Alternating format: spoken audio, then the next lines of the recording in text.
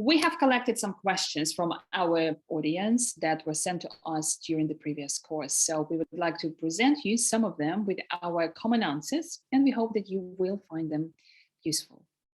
So we begin with the first question, and the question sounds as follows.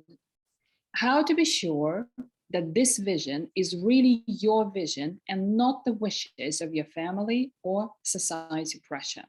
This is a very good question. It is about clarity of our own understanding, if we really can feel what we are and who we are, or whether we mix our own ideas with the ideas of others. And really what it takes is actually not so easy. There isn't an easy, simple answer to that, because it is all about gradually developing a habit of listening to yourself, understanding what you really are, and distances, or separating yourself in a healthy, very gentle, very balanced way from the ideas that you were given, you were maybe imposed by others.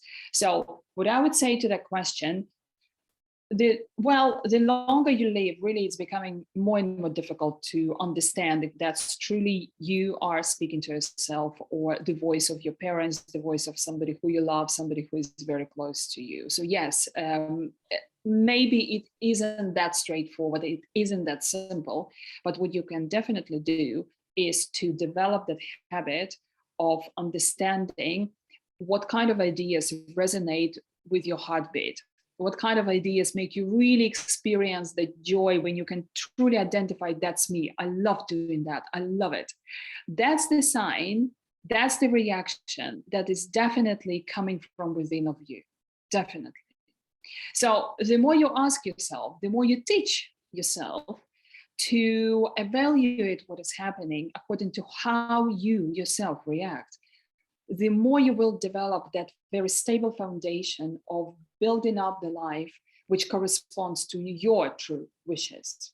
But yes, there can be a period of time which is basically may seem very confusing, very hard to truly identify what is here from you and what is here from the others. But it's certainly possible. Just stay persistent. Motivate yourself with reminding yourself that it might be a long journey in search of yourself, a long journey to find what really touches you 100%. But once you begin the journey, you're gonna get there. Okay, Libor or Milan, would you like to add something to that? Yeah, maybe one thing, like if you imagine that the vision actually happened and you are now in the future, is it something that makes your heart beat like faster, as Anička said? Or is it that like you just learned how to play piano because everybody told you, but when you are actually playing it, you are suffering and you are thinking about a sports career maybe, or a scientist career?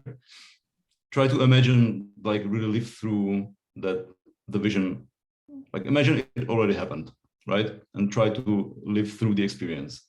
If that's something you want, like maybe it doesn't matter if it's coming from you or from somebody else. If it makes you happy, if it makes your life fulfilled, and if it makes you, like, if you don't regret spending, all the time and energy achieving the vision. I would just add one more thing to that adoption of somebody else's vision is completely all right. So if you feel that somebody else's vision, and that's how it should be, if somebody else's vision inspires you and you feel that you would like to participate in fulfillment of such a vision, it's completely all right, and you can do that. It doesn't mean that somebody is implying his or her vision on you. It's your decision to follow it because you just think it's great. So, and it feels good. And this is what the guy said right now before me. If it feels good, then please proceed. So it does not need to be necessarily your vision only. It can be somebody else's vision you consciously decide to follow because it just feels good.